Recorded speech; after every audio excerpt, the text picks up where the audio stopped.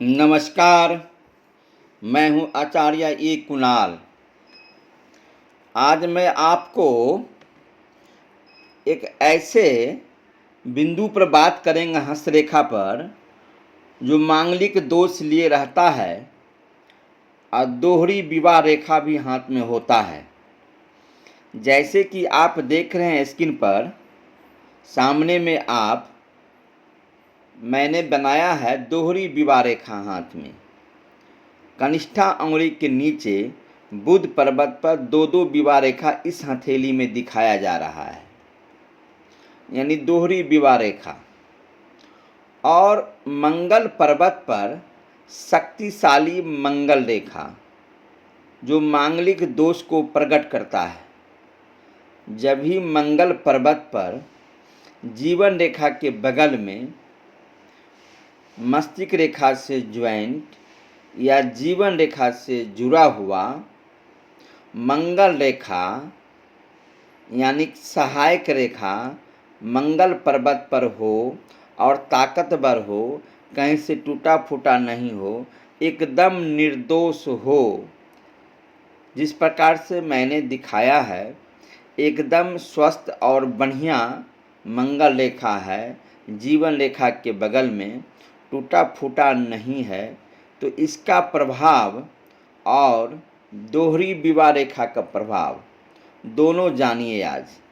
अगर किसी व्यक्ति के हाथ में यदि दोनों रेखा दिखाई दे रहा है, यानी दो विवाह रेखा हाथ में दिखाई देता हो, एकदम सॉलिड, टूटा फूटा नहीं हो, पतला नहीं हो, न झुका हुआ हो, न मुड़ा हुआ हो, न कोई रेखा काटता हो, एकदम ताकतवर विवाह रेखा दोहरी हो, एकदम ताकतवर, जिस प्रकार मैंने इस हथेली में दिखा रहा हूँ। और मंगल रेखा जिस प्रकार इस हथेली में मैं दिखा रहा हूँ जो ताकतवर है, आप देख सकते हैं शक्तिशाली मंगल रेखा मांगलिक दोष प्रकट कर रहा है। जहाँ पर मैंने तीर दिखाया है, दोनों तीर को बड़ा गौर से देखिए तो पता चलता है इस हथेली में मंगल दोष है, यानी मांगलिक दोष है।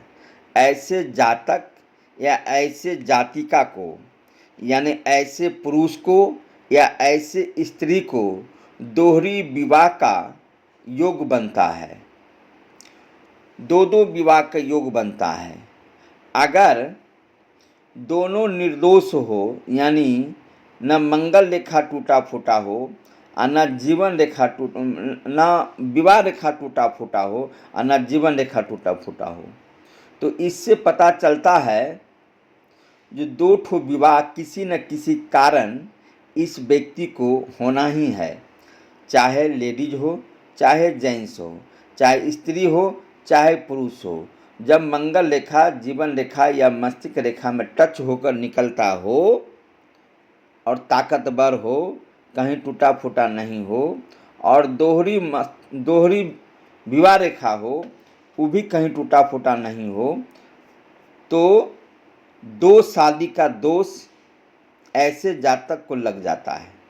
यानी किसी कारणवश ऐसे जातक को दो विवाह होने का पूरा योग बन जाता है, कारण चाहे जो भी बने। अब आइए, यही मंगल रेखा अगर टूटा हुआ है, जीवन रेखा से हटकर है, यानी मस्तिष्क रेखा से हटकर है, जो मंगल रेखा मैंने दिखाई दिया है, तो मांगलिक दोष का प्रभाव कम जाता है, आंशिक मांगलिक होता है या मंगल कमज़ोर पड़ जाता है, मंगल पर्वत कमज़ोर होता है, तो पता चलता है मांगलिक दोष नहीं है, क्योंकि जीवन रेखा के बगल में एकमात्र सहायक रेखा के रूप में उसको देखा जाएगा। यानी जीवन को सुरक्षा करने वाला रेखा के बारे में ही सोचा जा सकता है। यह कहा जा सकता है कि जीवन को सहायता करने के लिए यह मंगल रेखा बना है।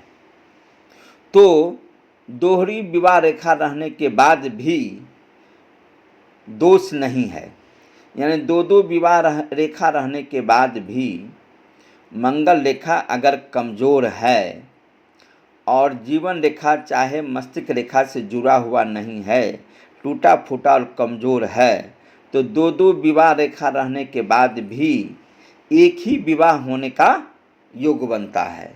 क्योंकि एक विवाह रेखा का दोष हो सकता है किसी से लगाव होगा, हल्का फल्का प्रेम संबंध होगा, लेकिन विवाह नहीं होगी। क्योंकि विवाह रेखा दोहरी रहने का कारण का प्रभाव बहुत कम हो जाएगा, क्योंकि मंगल रेखा मांगलिक दोष प्रकट नहीं कर रहा है यहाँ पर। क्योंकि जब मंगल रेखा कमज़ोर पड़ रहा है तब।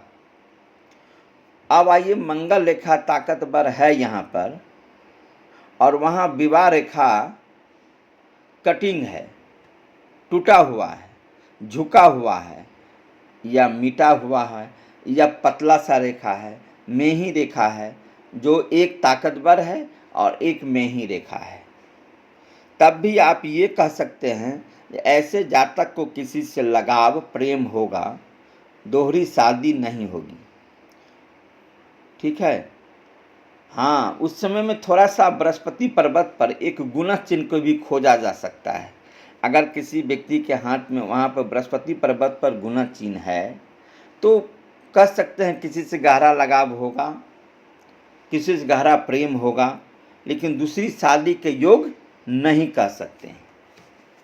क्योंकि मांगलिक दोष रहने के कारण ही दूसरी शादी होने का संभावना। हाँ, और अगर कोई विवाह रेखा झुका हुआ है और एक विवाह रेखा ताकतवर है तो एक विवाह का संबंध विच्छुद्ध हो जाएगा किसी कारणवश, यानी विवाह होने के बाद छूट जाएगा, कोई कारण उससे संबंध खत्म हो जाएगा, तब दूसरी शादी फिर होने का संभावना बनता है। नमस्कार।